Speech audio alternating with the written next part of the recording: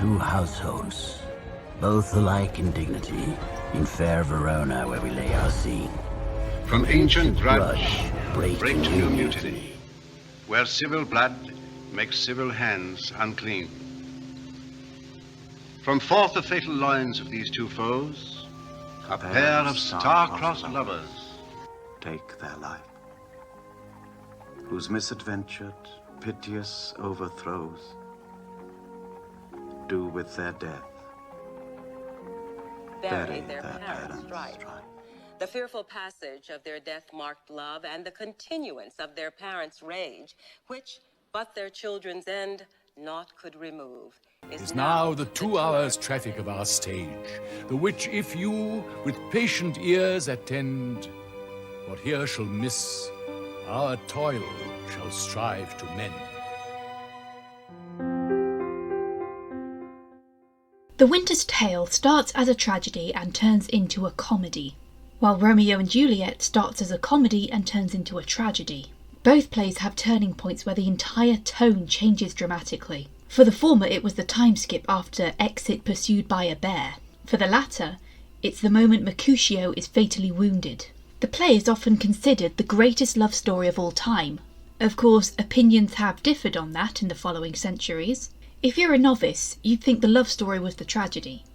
But in actual fact, the tragedy is that the trivial rivalry between Capulet and Montague caused so much damage to innocent people in Verona, and it took the deaths of their only children for them to realise that and reconcile. I'm going to do my hot takes on 10 different versions of Romeo and Juliet. Some are actual adaptations of the play. Some take the adaptation further but keep the themes in place, and some pick it and Shakespeare apart for his decisions. Sometimes Shakespeare himself is directly involved. I'd normally do a plot summary of the original work in question, but I trust everyone here knows the plot of Romeo and Juliet because 1, it's so well ingrained in pop culture, and 2, you were likely forced to read it in school. It was more entertaining than Steinbeck at least, and not nearly as depressing. Shall we just watch the video?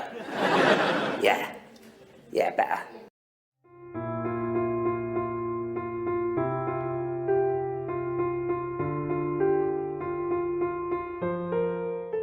Like Disney, Shakespeare made his best works on the back of pre-existing ones.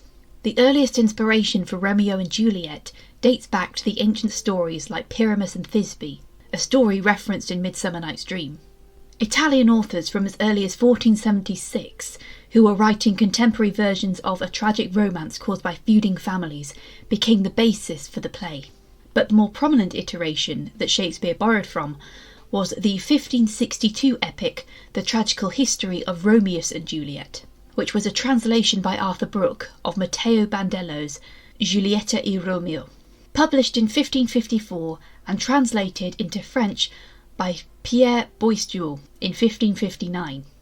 Shakespeare would remove certain elements from the ending, such as the execution of the apothecary that gives Romeus the poison, and the banishment of the nurse and Friar Lawrence for their involvement. Tragic romances were very popular at the time of Shakespeare.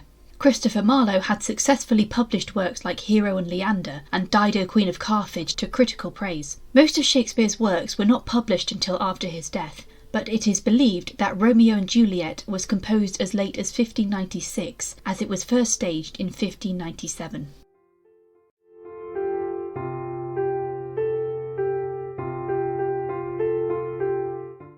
I'm going through these 10 iterations in chronological order of their release. I don't really do hot takes in order of worst to best, or best to worst. The thing with Romeo and Juliet is that the film adaptations inform and influence future ones, so going in order of release seems the best option.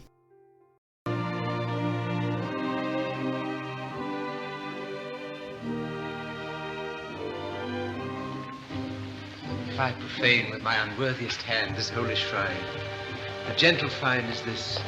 My lips, two blushing pilgrims, ready stand to smooth that rough touch with a tender kiss. While not the first screen adaptation of the play, as there were a handful of silent films created prior to this one, I wanted to start with the 1936 film. Can you believe that because of this movie, Hollywood decided not to adapt any Shakespeare plays into film for over a decade? Now the Tower of London film makes sense, presenting a quicker, plain English adaptation of Henry VI Part 3 and Richard III. Nonetheless, it was one of those films that, while seeming disappointing on its release, became a much-loved classic throughout the years. The main criticism towards this movie is that the cast is just far too old for these roles. Leslie Howard, who plays Romeo, was in his early 40s, while Norma Shearer, who plays Juliet, was in her early 30s, although she was mostly cast because she was married to the director. Meanwhile, Mercutio is played by a guy in his 50s, and Tybalt was played by Basil Rathbone, who was just a year older than Leslie Howard. The point of the tragedy was that because Romeo and Juliet are meant to be very young and immature, their impulsive behaviour is slightly more forgivable. Meanwhile, two adults, played by actors who would have been able to tell you where they were when they heard the Titanic sank, can be held more accountable for their actions.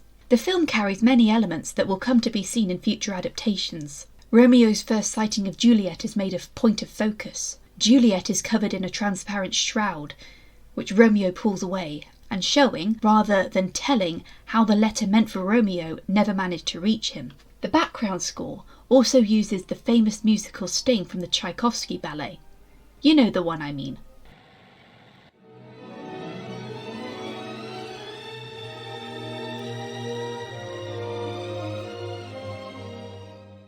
Despite use of older actors, I really like the aesthetic of this movie.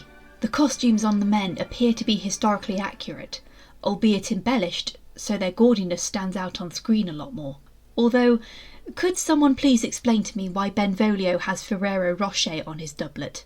Juliet's wardrobe is definitely more contemporary to 1930s fashion, including her hairstyle. You can tell the movie understood the assignment. Producer Irving Thalberg had drama coaches to make their performances more staged-like, rather than act as if they were in a film. As a Shakespeare nerd, I recognise the use of songs from Twelfth Night and the Tempest. Come, come, fly away, and inside cypress let me be laid. Riches, marriage, blessing, continuance and increasing, glory, joy, be still upon you, Juno sings her blessings on you. Distress, where are you roaming? Oh, stay and hear your rulers calling. Even though he was a little too old for the role, I did enjoy Basil Rathbone's Tybalt. In fact, I always love Tybalt. I care more when he dies than when Mercutio dies, with one exception. Rathbone was always able to convey a smug arrogance in his characters, while also being charismatic and debonair. It's why his Sherlock Holmes is the most popular. Plus, he was an accomplished fencer, and liked to demonstrate it in his films. However, this is only one of two films where he actually won a duel, the other being The Mask of Zorro. I mean, he could have won all those other times if the script had let him. If you actually read the Shakespearean text, you'll know that there are very few stage directions. Therefore, those adapting it would have to really read and understand the text in order to understand the language and decide what tone they want the scene to have. This is why Act 3, Scene 1 can be filmed as a comedic scene that takes a dark turn, or a tense scene waiting to snap. The point I'm making is that when it comes to Romeo saying, "Be satisfied" to Tybalt, Tybalt does not have any dialogue or stage directions until Mercutio challenges him. He can either keep kicking Romeo, who won't fight back, or decide to walk away. This would mean that Mercutio is either coming to Romeo's defence, or deliberately escalating the situation because he was spoiling for a fight and Romeo wasn't being man enough in his eyes. Furthermore, there isn't a stage direction in the text that has Romeo notice Juliet. This has sparked a challenge as to how you show the star-crossed lovers meeting. It has to be a striking moment that cements their fate. This film shows Juliet performing an elaborate dance, just after Romeo has been blatantly rejected by Rosalind. As such, a lovelorn and disillusioned Romeo sees it as destiny that he spied Juliet moments later. You'll also notice at the beginning of this film, it lists off the characters in the play, something that will feature in the 1996 film. It's a way for the audience, who may not know the story in advance, to understand who the characters are, so they're not lost. I like the way that the film opens with the Montagues and Capulets making these grand processions simply for the senior members of the houses to attend church. The procession personifies the both alike in dignity line from the prologue. The brawl then occurs while the servants wait outside, and the biting of the thumb happens during the procession. While we're on the subject of introductions, having them make a memorable first impression to tell you what these characters are like is equally important. Tybalt is eager to fight but restrained by his uncle. Romeo is a hopeless romantic. Mercutio is loud, brash, and Benvolio repeatedly has to pull him back. I think this film also had the best visual to represent Juliet's ill-defining soul when Romeo leaves her after their wedding night, as the shadows on his face and the height difference definitely looks morbid enough. Overall, while this film is not the most memorable straight adaptation of Romeo and Juliet, compared with others we'll come to see on this list, I can still see the heart and effort put into it. So, despite some odd casting choices, I can't bring myself to dislike it. Now for you, and you, all of you, you all killed him, and my brother, and Riff, with hate. I can kill now because I hate now. How many can I kill, Gino? I still have one bullet left for me. At first, I was just going to talk about the 61 film, but seeing as I was able to access both, I ultimately decided to cover both. This section is more dedicated to the actual musical. I'm not going to refer to the 2021 film as a remake, however, because I see this as another adaptation of the stage musical. West Side Story shows how easy it is to put Shakespeare from one setting to another. This musical places the narrative into late 1950s New York City, and the two rival clans are street gangs fighting for territory. The Montagues are the Caucasian Jets, with the characters of Mercutio and Lord Montague composited into Riff, best friend to Tony, the musical stand-in for Romeo. Meanwhile, the Capulets are the Puerto Rican Sharks, with Lord Capulet and Tybalt combined into Bernardo, the brother of Maria, this version's Juliet. The musical follows many major beats with the play, including the hero having a premonition that something is on the horizon, meeting the heroine at a party, the balcony scene, substituted here with a fire escape, a fight that results in the deaths of two major characters, one of which is committed by the hero. The lovers spend some time alone together before he has to depart, and while they are separated, there is a miscommunication which results in more death. However, while Tony does die, Maria does not. Paris is substituted for Chino, another Puerto Rican. In the stage musical and the 61 film, he's another shark, but in the 21 film, he wants to be a shark, but Bernardo wants someone who has prospects to marry his sister. Chino is the one who shoots Tony out of revenge for killing Bernardo, which is a change from the play, as Paris is often killed by Romeo in these adaptations. He is shown submitting to arrest at the end. The nurse is now Anita, who is Bernardo's girlfriend and Maria's best friend. She subverts the role of the nurse, as someone who faithfully served Juliet in her forbidden romance, and didn't judge her for loving Romeo. Anita has more beef with Tony, as he did kill her boyfriend, and reluctantly supports Maria's hopes to run away with him.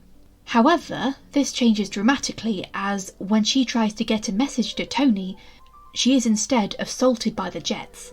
She lies that Chino killed Maria, and this leads to Tony running out into the street so Chino can kill him. I don't know what the discourse is about Anita's decision, but she acted out of anger as a result of the Jets' racism and violence, and she couldn't have predicted the consequences of it. Plus, she's not present at the end to see what happens.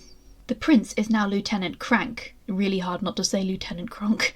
While the prince is typically a neutral authoritative figure who restores order at the end, Crank's purpose is only to make things worse. He favours the Jets as he is also prejudiced against the Sharks, and he doesn't have the experience of the Jets to understand their situation. In fact, he regularly talks down to them. He is not the one who will talk sense to both sides.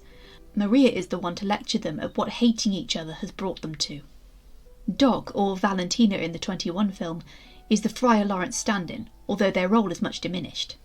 Their role is the world-weary parental figure to Tony, who is sick of gang warfare and the pointlessness of it. I must add that in the 21 film, Valentina is played by Rita Moreno, who played Anita in the 61 film. Valentina is the one who sings somewhere. The change allows this character to have more of a role in the film than they originally had, personifying the older generation's perspective of the gang war.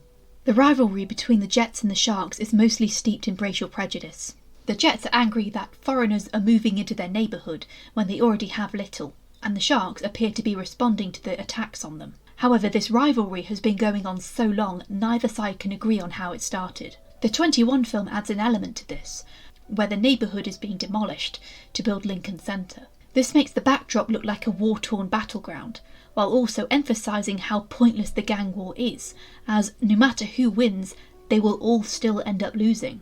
I enjoyed both film adaptations, even if the 61 film has some unfortunate whitewashing, but I blame the Hays Code for this, as they forbade showing miscegenation. Thus, Maria would have to be played by a white actress. I had my misgivings about the 21 film before watching it, because I thought Ansel Elgort was being cast for his fame rather than his talent. But I was pleasantly surprised to see that he was a decent singer. Funnily enough, even though the 1961 film is closer to the time the musical was set, the 2021 film feels more authentic, less clean. Riff looks underweight. There also seems to be an exploration of the cycle of violence in the journey the gun that kills Tony takes. Originally being brought by Riff, before Chino picks it up, and the sharks are humanised somewhat by urging Chino not to use it.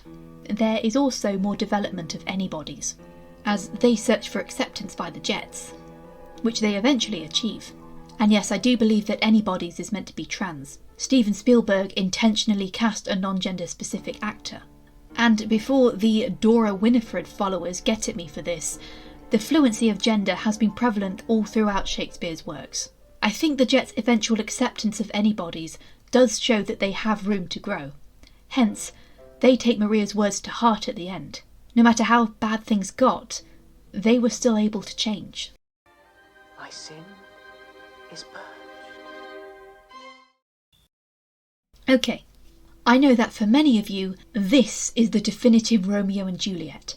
No ifs, no buts. Leonard Whiting and Olivia Hussey are Romeo and Juliet. But for me, it isn't, and they aren't. Let me explain. I never saw this film in full until I decided to do this video. I did, however, watch Act 3 Scene 1 right up until Romeo confronted Tybalt, as the play was part of my English coursework, and I just remember not enjoying it. Maybe because watching a section of a movie while your teacher gives running commentary and other pupils keep making unfunny quips because they have to be the centre of attention is not the best way to watch it. Maybe it's because I was distracted by how much Leonard Whiting looks like Zac Efron and I was going through a phase of rejecting High School Musical at the time. Don't worry, that phase has ended. I love High School Musical again. Then I defy you, stars. I'm not gonna stop till I get my shot. Perhaps forcing kids to study a section of a play makes it harder for the arts to be universally accessible. It wasn't as bad as when we were studying The Tempest the previous year, and we were stuck on the most boring scene involving Trinculo, Stefano and Caliban bitching at each other. I just wanted to get to the giant fucking bird. I appreciate this movie a lot more now. The fact it's in colour means it has a visual advantage over the 1936 film, where the Capulets are shown in red and the Montagues in blue. Juliet marries Romeo while wearing purple, which represents the union of the two houses, which Friar Lawrence hopes to achieve by marrying them. What's more, they actually filmed in Italy for authenticity. It is separated from its theatrical origins and takes full advantage of the environment surrounding it. Sir Laurence Olivier has uncredited roles within the film, including as the narrator.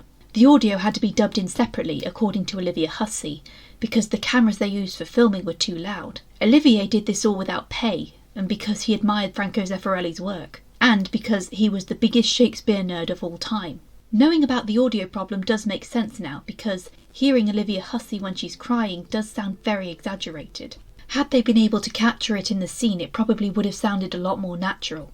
There's a moment in the Paris introduction scene which has a good use of showing the deeper meaning of the text. Capulet asserts that Juliet, being 13, is too young to be married, and Paris says younger than she a happy mother's maid. We then see Lady Capulet across the way, who gives her husband the stink eye. And too soon marred are those so early made. This hints that Capulet married his wife when she was younger than Juliet, and the impact of having a child so young meant that she was unable to have another.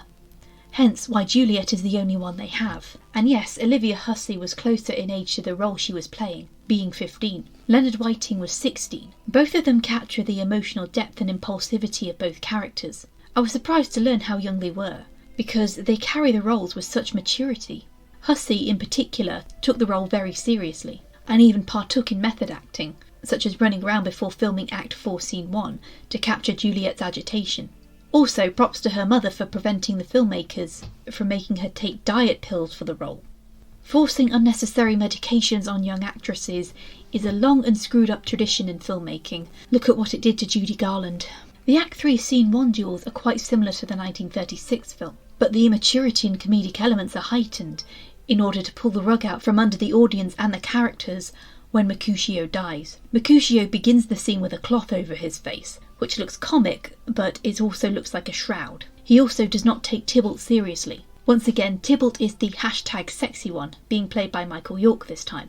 Tybalt carries great dignity about him, but he's still childish, as he makes a big deal about washing his hand after Romeo shakes it, before splashing Mercutio and walking away laughing. This makes an already heated Mercutio angry and runs at Tybalt to reclaim his masculinity, but the duel is definitely meant to be more comedic and not a serious fight to the death. Romeo's intervention actually makes it worse, as with him being between the two, Tybalt does not see where the point of his sword goes and draws it back to see blood on it. This shocks him, but he's ushered away by his friends. Mercutio, having cemented himself as a comedic character, means that no one except Romeo and Benvolio realise the seriousness of the situation until he drops dead at their feet. When Romeo arrives in the Capulet's tomb, he acknowledges Tybalt resting nearby.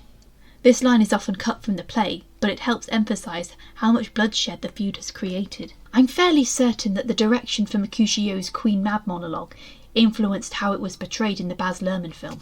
This is the hag, when maids lie on their backs, that presses them and learns them first to bear, making them women of good courage. This is she. This is one of those films that has some crazy stories about how it was made, and how Zeffirelli was a crazy director who banned pasta to be served on set because he thought Olivia Hussey was getting too fat. Isn't banning pasta anywhere in Italy a capital offence? It had its controversies, especially in the filming of teenage Whiting and Hussey in the nude, which they are currently in the process of suing Paramount over. You should check out IMDb for all the trivia surrounding it. Crazy as the production was, the film remains very much iconic and necessary viewing for any Shakespeare nerd. Many would try to copy it and fail miserably. Arise, fair sun, and kill the envious moon, who is already sick and pale with grief that thou her maid art far more fair than she. Be not her maid, since she is envious. Her vestal livery is but sick and green, and none but fools do wear it. This was the first of the BBC Shakespeare collection, where they adapted every single play for the screen and broadcast it. For quite a few plays, like Henry VIII and Measure for Measure, this is their only on-screen adaptation. I can safely say that this is the first one on the list that I do not like. I don't know why. Actually, I do know why, but we'll get to that. But aside from something very glaring and very uncomfortable, we're looking at possibly one of the dullest adaptations of Shakespeare I've ever seen, rival closely with number 8. Although I just looked through Patrick Reichardt's filmography and now I can't unsee it. Morning, Uruha. Morning, Chekhov. Morning, Captain Duff. Scotty tells me there are some Klingons approaching us at warp factor 6. Barking, completely barking. Long live and prosper. You know, I can't do it. Unfortunately, I am obliged to look at this series' interpretations, but I'm sure we can find some virtue from it. There are quite a few good casting choices in the film, such as Joseph O'Connor as Friar Lawrence, or Michael Hordern as Capulet, and... You know not what you do! Stand me, Benvolio. Look upon thy death. Va-va-voom. Your eyes do not deceive you. That is 18-year-old Alan Rickman as Tybalt. You know, I never understood why such a thirsty fan base gathered around him. Now I get it. Too bad that whenever he speaks he's drowned out by a background effect. What dares the slave come hither covered with an antic face to fleer and scorn at our solemnity? And yes, before anyone can dip down to the comments to mention it, this was the Romeo and Juliet that featured in Twilight New Moon. It is this scene in particular. It's a little confusing because in New Moon they were showing the movie in class and they added a background score and Reichardt's voice has been dubbed by someone else. By the way, because this adaptation is unabridged, it shows Tybalt in the bloody sheet, but I guess in order to save money on a mannequin, they just have Alan Rickman lying there in the sheet, and you can see him struggling to hide his breathing. At one point you actually see him twitching, and this is the camera angle in New Moon. So technically, Alan Rickman has been in a Twilight movie. I don't want to live on this planet anymore. But let's be kind here.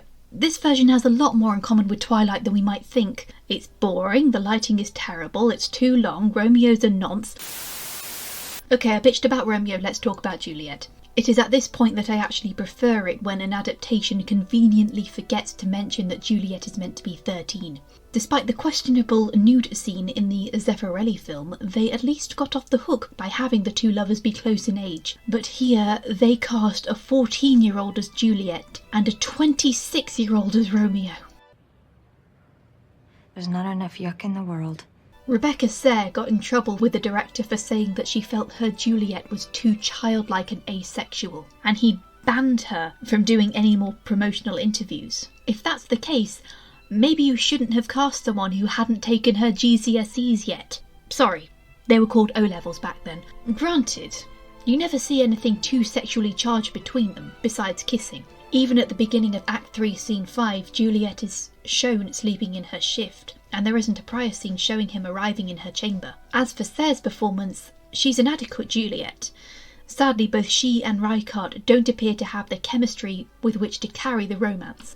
The sets, for they are all sets, scream, "This is the first season, so our budget is really low." Yes, when you watch the play you tend to be inside, and the sets only have an illusion of being outside, but you have that suspension of disbelief hardwired into you from the beginning. Here, if they had gone the route of the Henriade and filmed it like a play, that would have been fine, but it more feels here as if it's being shot as a film. I think I could have looked past it if the lighting had made the outdoor scenes look a little more natural, changed the direction of the shadows maybe. But as is, the lighting looks as if it's coming from all directions, and the fakeness of the outdoor scenes stands out more than ever. If any of you were made to watch this at school, I can totally understand if you never got into Shakespeare because of it. It doesn't seem to play with the space between the text, outside of one scene at the beginning where the brawl injures a random woman's infant, which shows that the feud between the Montagues and Capulets has affected the innocent citizens of Verona who get caught in the crossfire. And even then it is edited awkwardly. That's all I've got for this one, because it's so damn boring. Let's move on. Uruha! Got it. Sellotape. Beam me up.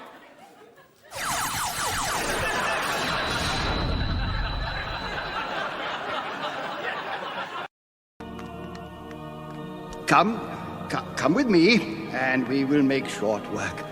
For by your leaves you shall not stay alone till Holy Church incorporate two in one. This is another of the obligatory inclusions for a Shakespeare hot take list. That is, if the play in question is presented in this series. And seeing as the most popular ones are here, I may end up covering every episode. This was the first of the animated tales that I saw, and the second version of Romeo and Juliet that I saw. For the record, the first one is not on this list, but I will talk about that after I'm done. In the Richard III video, I said that you can tell where it took influence from the Zeffirelli film, but now having seen the BBC one, I can see the influences here as well. I mean, Tybalt looks just like a cartoon Alan Rickman. As it is only half an hour long, much of the play has been cut out, and only follows the most necessary and familiar of plot beats. As such, we don't get much coverage into the characters' personalities, and unfortunately for Romeo and Juliet, whose personalities in the play were already wafer thin, theirs have been lifted out, along with everyone else's. Mercutio isn't a menace whom Benvolio has to keep reeling in. Tybalt's grudge against Romeo doesn't feel nearly so personal, and we don't even meet Paris. This also means that some of the more iconic monologues have been trimmed down, so they begin in the middle of one, and then it cuts away. What's he that now is going out of door? His name is Romeo, and a Montague. My only love, sprung from my only hate. That can't be it. Where's the rest of it? Sometimes slimming down the text works in its favour, as when Friar Lawrence explains his plan to Juliet, and then it happens in montage. I suppose I should talk about the technicals, aka the animation and the voice acting. While I do enjoy the other plays in the animated Tales series, I have to admit I like this one the least due to its aesthetic.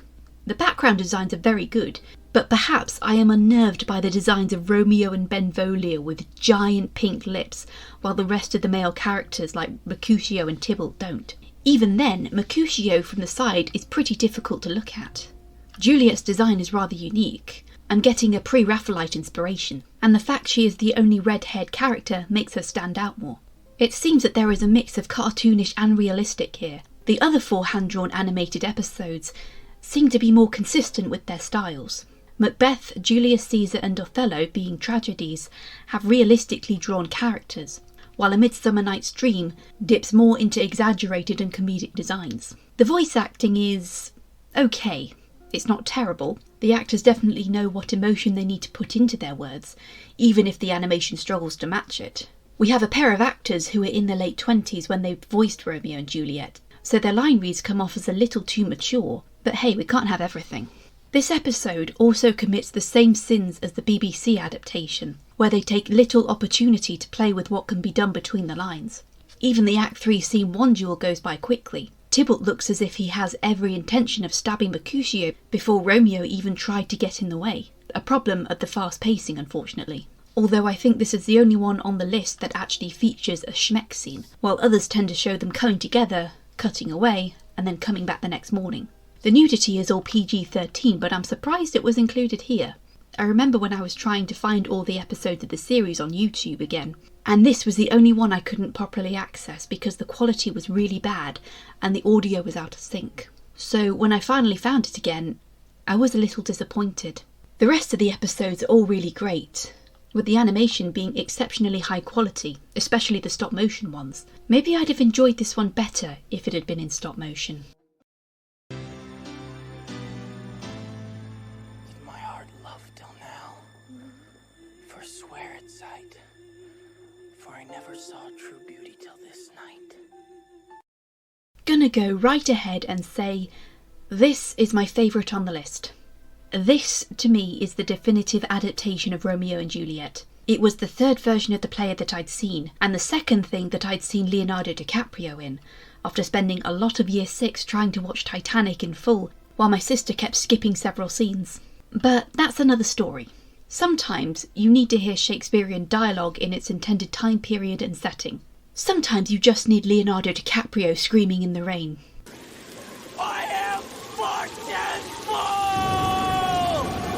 Sometimes you need the balcony scene overlooking the orchard and the Capulets' party to be a civilised masked ball with historically accurate dances. Other times, you need this.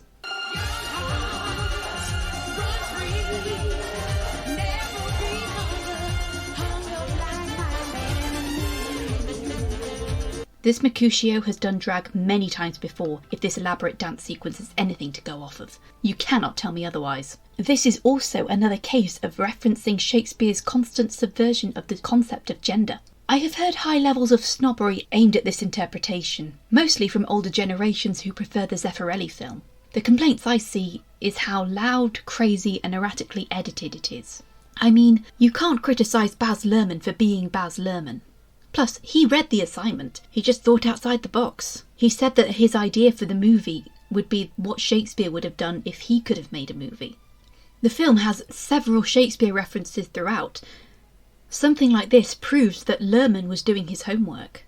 The Montagues and Capulets feud is steeped in violence and appears to have been going on so long that the younger characters like Tybalt, Benvolio, Romeo and the background characters have likely grown up with it, so their constant use of guns and getting into fights is normal to them. Everyone carries guns openly, much like how in 16th century Verona, noblemen would carry their swords and daggers around with them.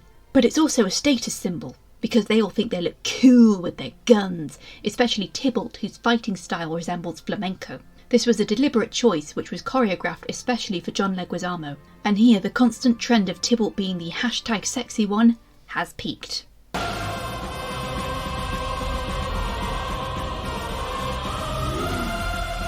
And that's why we don't talk about Bruno. There is once again a visual contrast between the Montagues and Capulets.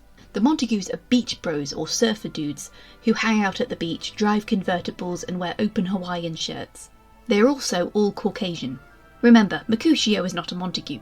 The Capulets, meanwhile, are a mix of Latin American and Italian American gangsters who are more prone to violent outbursts. They wear black, have metal heels, and don religious imagery. So they're kind of like cowboys. Tybalt's introduction is definitely reminiscent of a Western. However, all of this confident grandstanding has been a facade. You don't realise it, and they don't realise it, until Mercutio dies. Even in the beginning, Tybalt only wounds another Montague. The sudden change from comedy to tragedy is much more visible here. I'd say the tone shifts when Tybalt says, Mercutio, thou consortest with Romeo? Consort? In the text, it appears that Tybalt has only approached to ask where Romeo is, as Mercutio is his best friend, and Benvolio is his cousin. Mercutio takes this as an insult, either because Tybalt is implying that they are nothing but lowly minstrels, or perhaps he might think that Tybalt is accusing them of being closer than friends. In this movie, Mercutio takes the word consort so personally that he is quick to violence. And with this Mercutio being black, perhaps consort is seen as a slur, because Mercutio adds, "What dost thou make us minstrels?" And of course, minstrels means something very different in this day and age than it did back in the 16th century. Had Romeo not shown up, the fight could have gone either way, as Tybalt and Mercutio have now been established as very trigger-happy characters. As such, the tension is already pretty high before Romeo arrives. Romeo tends to dress differently than the Montagues, only wearing a Hawaiian shirt with them for one scene.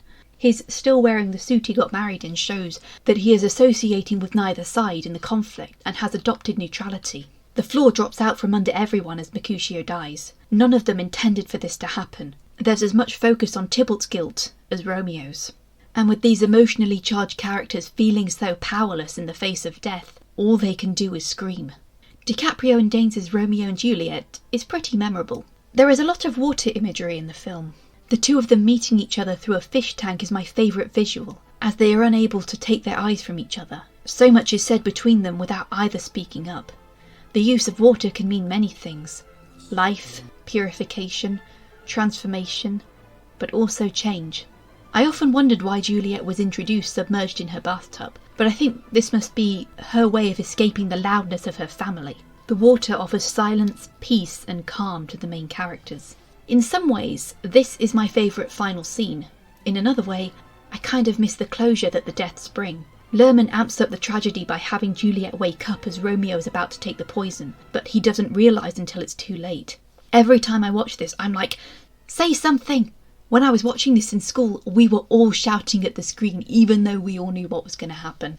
The music dies as Romeo does, and we're left in this painful silence as Juliet looks around desperately for what she must do. The gunshot makes me jump every single time.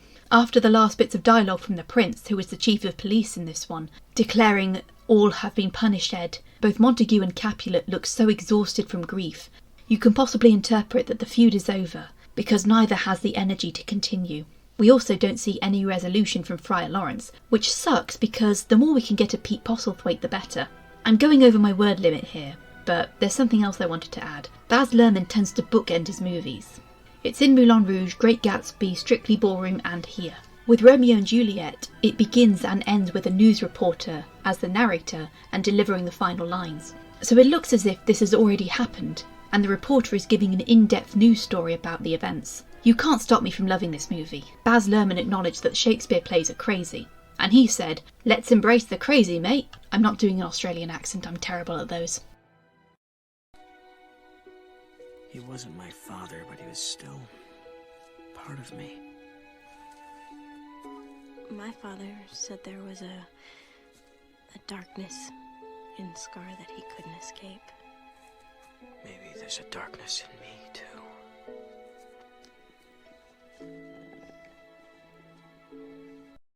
Yes, this counts, because for anyone growing up in the late 90s onwards, this was probably the first time they were introduced to a Romeo and Juliet style story. I am of that late millennial, early Zoomer generation that experienced the rise and fall of the Disney sequels. About 10 years ago, all YouTube reviewers could do was bitch about how bad they were and how they cheapened the originals. Lion King 2 is one of the better ones, and only one of a handful that I consider canon. No, I have not watched The Lion Guard. The Lion King was a mix of Hamlet and Henry IV Part 2.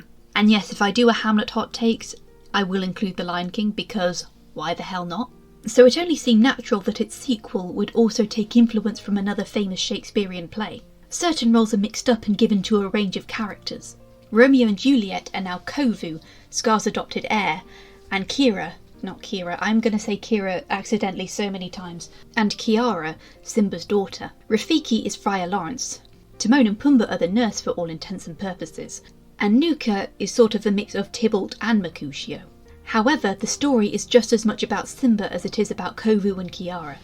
The feud this time centres around two warring lion prides that were once joined as part of the original pride from the first film. Between movies, following Scar's defeat, however, the lionesses who supported Scar were banished from the Pride Lands and have been struggling to survive in the Outlands. They are led by Zira, who has 3 children that weren't sired by Scar. Nonetheless, he chose Kovu to be his heir. Scar can't be Kovu's father because then he and Kiara would be cousins and... That's not right, is it? That is so not right. Granted, all of this backstory is told off screen, as there was no hint towards Kovu's existence or any of the lionesses siding with Scar in the original, as the conflict was strictly lionesses versus hyenas. Kovu is tasked with gaining Simba's trust so he can kill him and take over Pride Rock. Though Kovu is first dedicated to his mission, he falls in love with Kiara, who shows him there are better ways to live than hating. Kiara thinks that the two prides need to become one again, taking to heart the lesson Simba taught her that everything is connected. Simba, on the other hand, doesn't appear to be practicing what he preaches.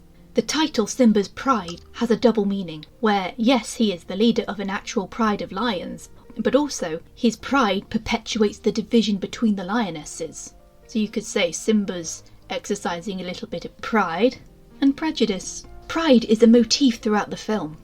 Kiara is willing to be more open and vulnerable, teaching Kovu to do the same. Meanwhile, Zira's ambition to avenge Scar and Simba's determination to be like his father stops the two young lions from being together. What's more, their pride harms other characters. This is shown with the death of Nuka. He spends most of the film wanting his mother to be proud of him, so he puts himself in harm's way trying to kill Simba, only to get himself killed. Zira doesn't see the error of her ways and doubles down on her hatred and bloodlust. Her stubbornness is punctuated in her original death scene. In a deleted scene, while she is hanging from the ledge with Kiara trying to save her, Zira looks her dead in the eye and says, "No. Never."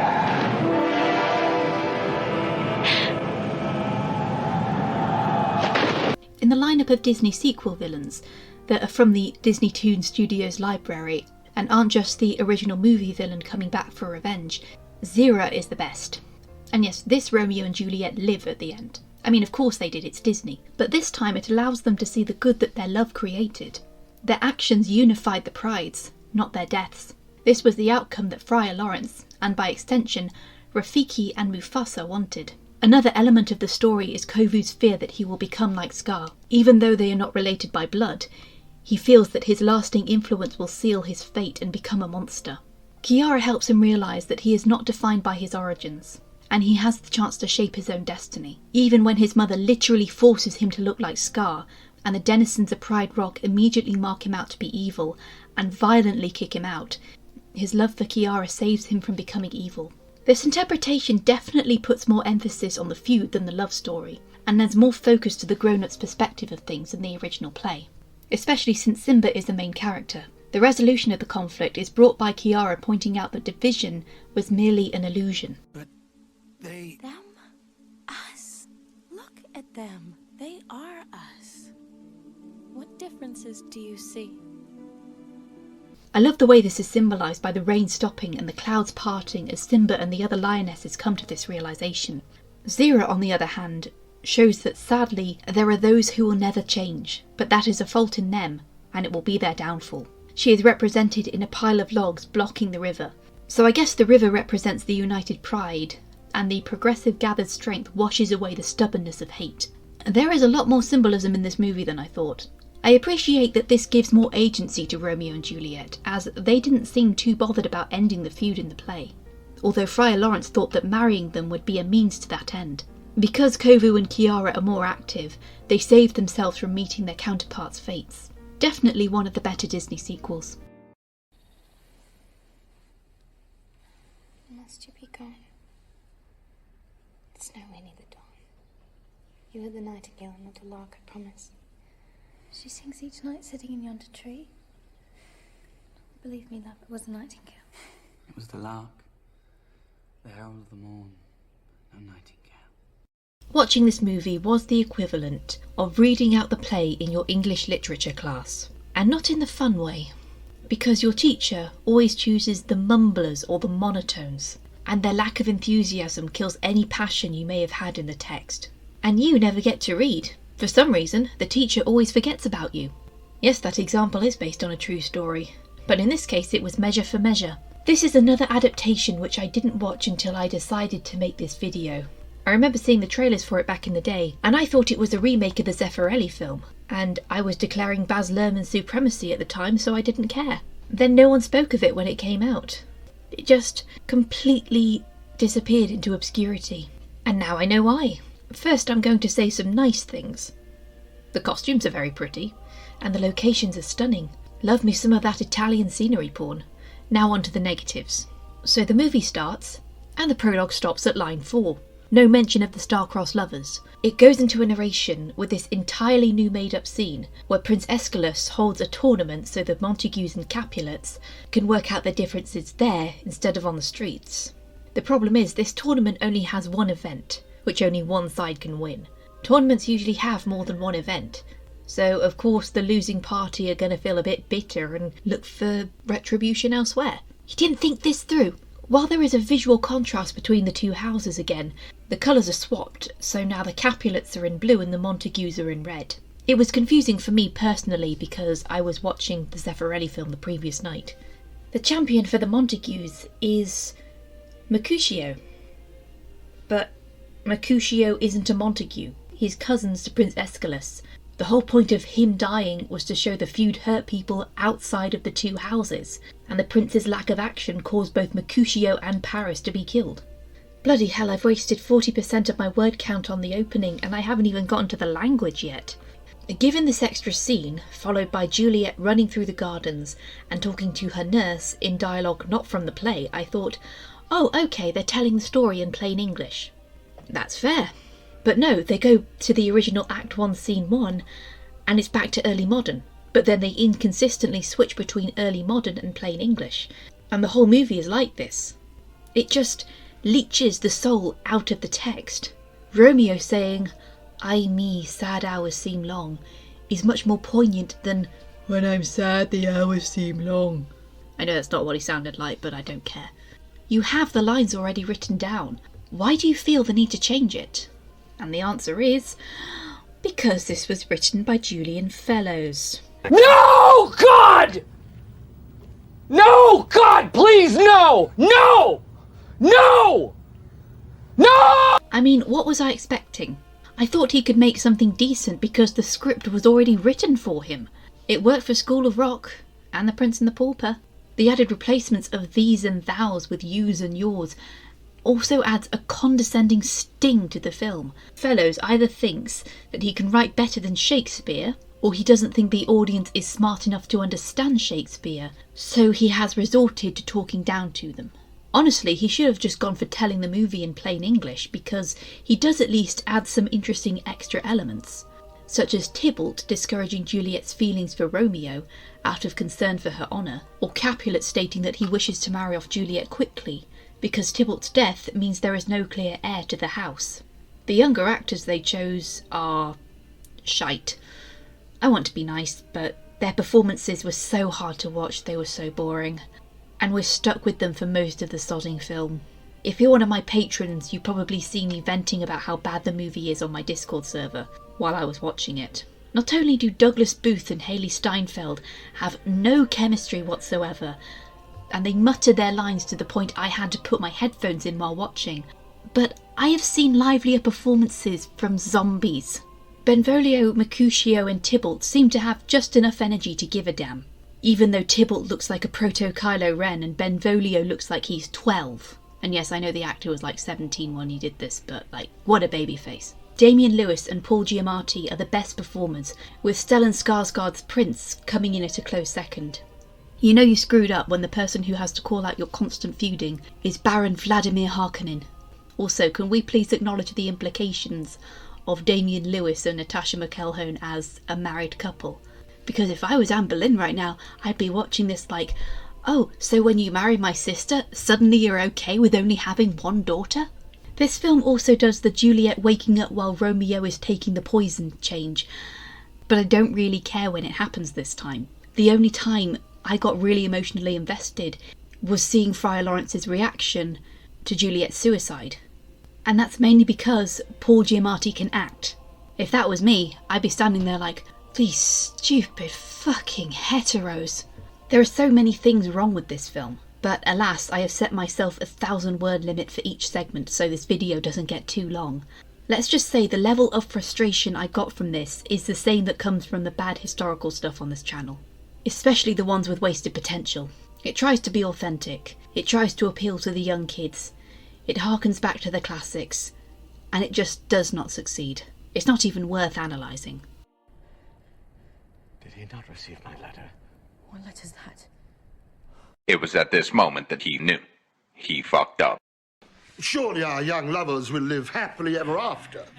Well, that's the obvious ending. Yes. The ending the crowd will want. Yes. So I thought I'd kill them instead. For those who missed my Richard III video, Upstart Crow was a British sitcom about William Shakespeare, as he finds inspirations for his plays and gets into shenanigans in and around Elizabethan London. Some episodes are loose adaptations of his plays, like A Midsummer Night's Dream or Macbeth, while others pop up to be critiqued or made fun of. Romeo and Juliet is a loose arc that spans the first two series, as Shakespeare keeps getting writer's block. The first episode loosely follows the events of the play, as Will is tasked by Robert Greene to babysit his nephew, who falls in love with anything in a skirt. He admires the landlady's daughter Kate, played by Gemma Whelan, who wants to play Juliet on stage, but girly acting be illegal. Will promises he will let her be Juliet if they trick Greene's nephew into giving up his love and going to Cambridge at his uncle's behest. Unfortunately, he is just as stupid as Romeo. If Kate be dead, then Florian need not live. Thus, with a dagger, I die. No! She be not dead! The potion only made her seem dead. She'll wake up any second. Bolingbroke's. And the episode ends with a weekend at Bernie's farce, which seems to fool Robert Greene. Why, he's passed out in his plate. You think he was at Cambridge already? Kate makes several attempts to pass as a male actor so she can play Juliet, to varying degrees of success. I have a meat pie. Meat pie? Meat pasty. Meat pie. You're a bloody girl. Eventually, Shakespeare finishes the play, as an apology to his daughter Susanna for basing The Taming of the Shrew on her, and also to convince the Earl of Southampton to become their patron. Kate manages to score the role of Juliet, but another young actor takes offence at this, and tells Robert Greene, who then stiffs him on payment. Shakespeare manages to reach an agreement by letting the young actor, who went to Eton, by the way, play Juliet, while Kate plays Romeo. And it all works out in the end. In Series 3, Episode 4, they also bring up the strange choice Will made to write Juliet to be 13.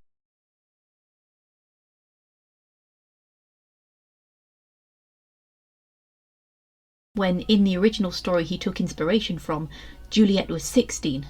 So, you specifically made her younger than in your source material? The main joke surrounding the Romeo and Juliet coverage is how Kate has to pretend to be a man just so she can play a woman. There is also the machinations of the acting company's female player, Henry Condell, who gets very defensive when people suggest that women would be better at playing women than men. But this is not presented as transphobic in any way. It's more a jab at the ridiculous and sexist laws at the time, and how it sucked to be an intelligent woman with no power or status.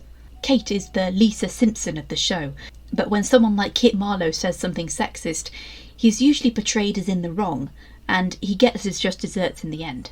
Kate, will you give me your hand? Yes. What did I tell you? Condell is played up as very effeminate and definitely gay. The LGBTQ+ elements are often acknowledged throughout the show, including the possibility of Shakespeare and Marlowe's bisexuality. The three actors are regularly shown to be archetypes of actors who are full of themselves, with Condell being an ageing actress who resents the lack of roles available to him. Burbage and Kemp are just as egotistical. As such, Shakespeare has to trick them into casting younger actors for Romeo and Juliet. They also put to rest the biggest misunderstanding within the text, that being, "Wherefore art thou Romeo?" That one line, and the misinterpretation of it, is a thorn in the side of all Shakespeare nerds, because at face value, people think it means, "Where are you, Romeo?" when the correct translation is, "Why are you Romeo?" Juliet is asking, why did the person she have to fall in love with be Romeo, a member of a family she's supposed to hate? That one misinterpretation is extra annoying because there are many times when Shakespeare uses wherefore in the context of why. There's even another use of it in the same balcony scene. How camest thou hither? Tell me, and wherefore? Ben Elton is pretty well versed in interpreting and critiquing Shakespeare without sounding like an utter knob, although the nitpicks sound a little like cinema sins every now and then, but it's much easier to approach the text this way than studying it at school.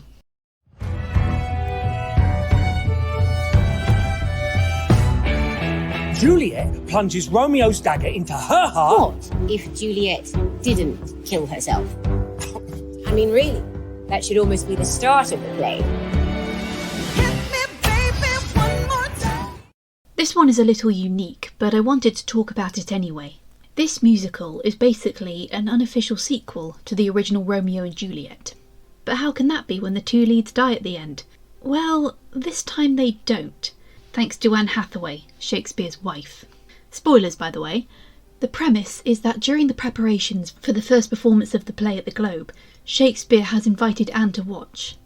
And she asks what would have happened if Juliet decided not to take her life after waking up in the tomb, and suggests it could be the start of another story that allows Juliet more agency. Juliet runs away from home with the nurse, now called Angelique, and her best friend May, who is a non-binary character. Anne and Shakespeare also write themselves into the story to tag along with the adventure. They end up in Paris, the city, not the character in the play. Shakespeare and Anne argue back and forth where to take the story, as Juliet gets caught in a love triangle with May and a young man named Francois, and Angelique rekindles a long-lost romance with Francois's father, Lance. Francois and Juliet get engaged, although Anne isn't satisfied with this outcome. Shakespeare then decides to bring Romeo back from the dead to shake things up. Juliet isn't willing to take him back, however, as she learned of his many lovers prior to their meeting at his funeral, and doesn't think he genuinely loved her. He confesses that she made him want to self-improve. Juliet still isn't sure and feels compelled to marry Francois to avoid her parents sending her away to a convent. Things culminate at the wedding, where Romeo, May, Lance and Shakespeare perform Everybody by the Backstreet Boys, and Juliet stands up to her parents before agreeing to go on a first date with Romeo and build their relationship with a fresh start. I should point two things out. 1, if you don't like jukebox musicals, this is not the show for you. 2, much like with 6, and my first 4 Six Wives rankings, I haven't been able to watch the musical on stage yet. There doesn't appear to be an available pro shot, but I do have my ticket to watch it eventually, in April 2025. I really wanted to see this show last year when I went to London for the Star Wars celebration, but the West End run finished the previous month, so I went to see Moulin Rouge instead. I mostly do my coverage from listening to the soundtrack a billion times. It is a bit strange and somewhat alarming that a lot of musicals these days are those based on popular movies or musicians. Thus, the soundtrack is mostly pre-existing songs, which hinders new composers from making original new shows. We are living in an age where we make new content based on what's familiar rather than what's entertaining. I say this because it's a legitimate critique of content creation today, but also because Anne Juliet could have easily fallen into this pit of being successful because it has a pseudo-feminist take on a popular story and plays some catchy and nostalgic music. A part of me was indeed worried that this was how the show was going to go when I found out it was a jukebox musical. That part of me is just really gatekeepy about Shakespeare, and I acknowledge that that's a flaw in myself and it needs working on. I was glad to find out this wasn't the case, as each of the songs do have a narrative purpose, and they weren't picked at random, as they are all songs written by Max Martin. Anne Hathaway wants Juliet to make her own decisions, as being a typical girl in the 16th century, she was subject to the instruction of her parents and Romeo's actions.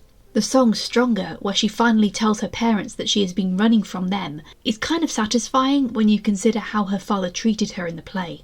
Romeo, much like Shakespeare, goes through an arc understanding that a great big gesture of love is nothing without the ability to follow through.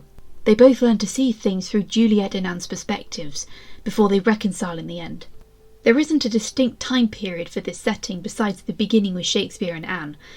The costumes have a mix of modern and Renaissance, though the male and female attributions like stays and doublets are strictly divided between the male and female characters.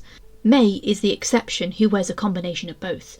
Their arc is to find love and acceptance in a world that wants to put them into a single role. Although I must say I absolutely love the dress that Juliet wears for her 11th hour song, which has 2 giant quills on it, a culmination of Anne and Shakespeare working on this new story. This is also a fun way of introducing and modernising Shakespeare for the modern day. I don't mind lifting the story out of its original time period so long as it has a thematic purpose.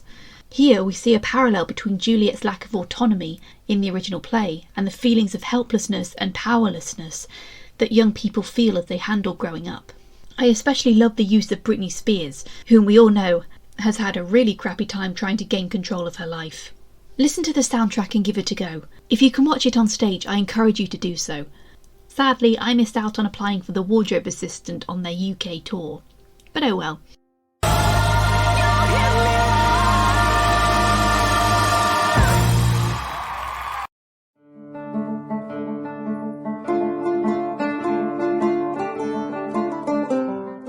So, I've seen Romeo and Juliet on stage 3 times.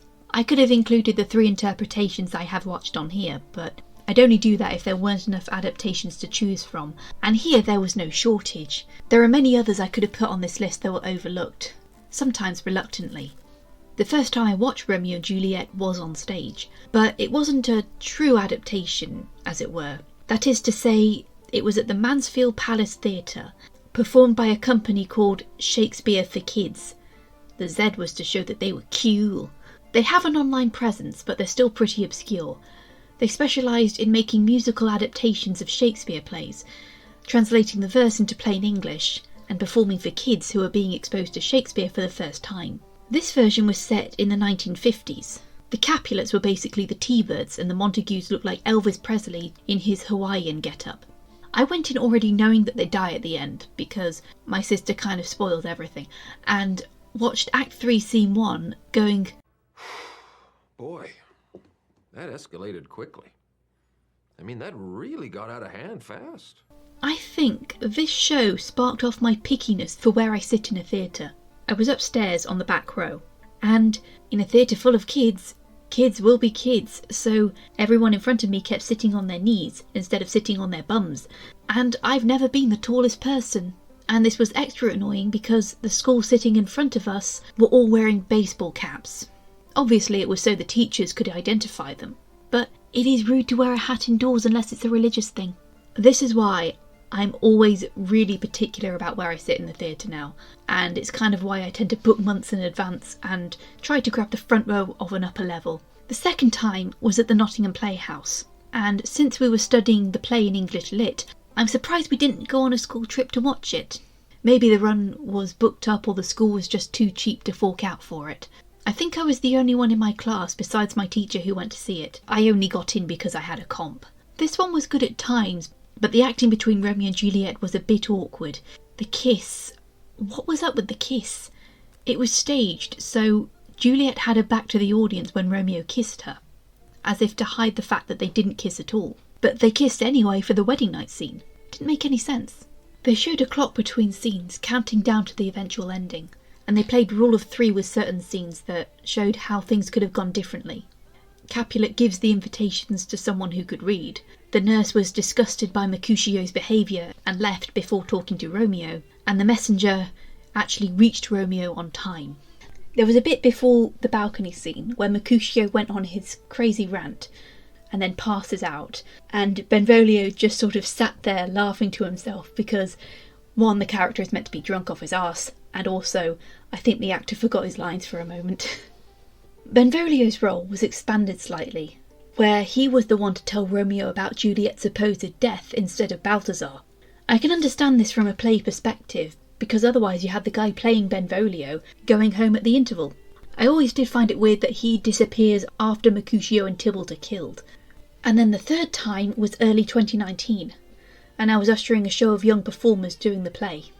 It was like an out-of-school drama class. I don't remember much of this one. It was quite a subdued performance, mostly attended by the parents of the people who were in the play.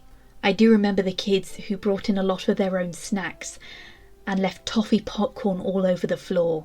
And I bloody hated hoovering up popcorn as an usher, because apparently all theatres are contractually obligated to have the shittiest hoovers imaginable. And yes, I'm talking about Henry Hoovers. Why do all theatres have Henry Hoovers? They suck, but not the way they're supposed to. Anyway, the play was set in the modern day, and the only adult actor played the prince. And Romeo had two mothers, because there probably weren't enough boys in the cast. Much like the one that preceded it, Benvolio took Balthazar's place. These ones were quite interesting, but I've honestly preferred watching Romeo and Juliet on screen. You can play around with visual imagery and the foreshadowing, I suppose. Twelfth Night is the only other Shakespearean play I've seen on stage multiple times, and each one has been more unique and interesting. Maybe I just haven't seen the right on-stage version of Romeo and Juliet. My gosh, what an exhaustive list this has been. There is so much I wanted to talk about that I didn't really get the chance because this script is over 11,000 words long, and I put myself on a tight deadline that I ended up missing anyway because I got ill.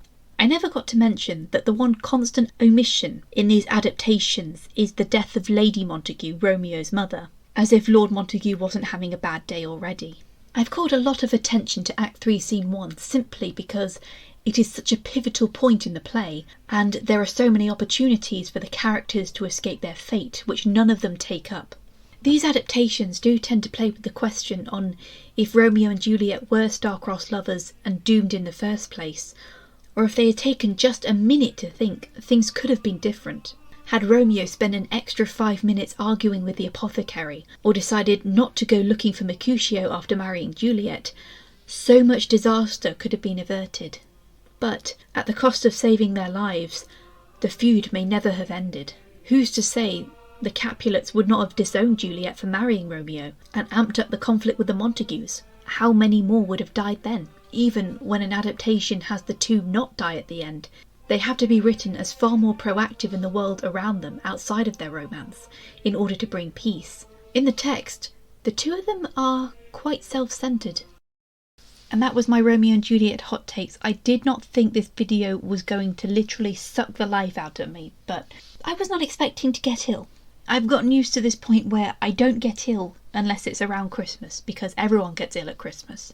But if you did not see any of the Romeo and Juliet adaptations that you were expecting to see, then if this video does well in regards to viewership, then I might do a sequel next year. If you want to see more of what I do, please make sure that you subscribe and make sure this video does well by liking it and sharing it round, all that good stuff. Another way you can support the channel is by becoming a patron. The link is in the description. If you want to sign up, you can get benefits such as early access to my scripts and early access to videos, depending on which tier you sign up for. But regardless of what tier you sign up for, you will always get access to my Discord server, as well as getting your name in the credits at the end of every video. And highest level contributors always get a shout out at the end. So, thank you very much, Alison Cuff, Anna from Gustine, Annalise Barnett, Jill My Nero, Larissa and Leslie Williams. And now I'm going to relax because I will probably collapse from exhaustion once this video has gone up on YouTube. Next time we're finishing off Richard III.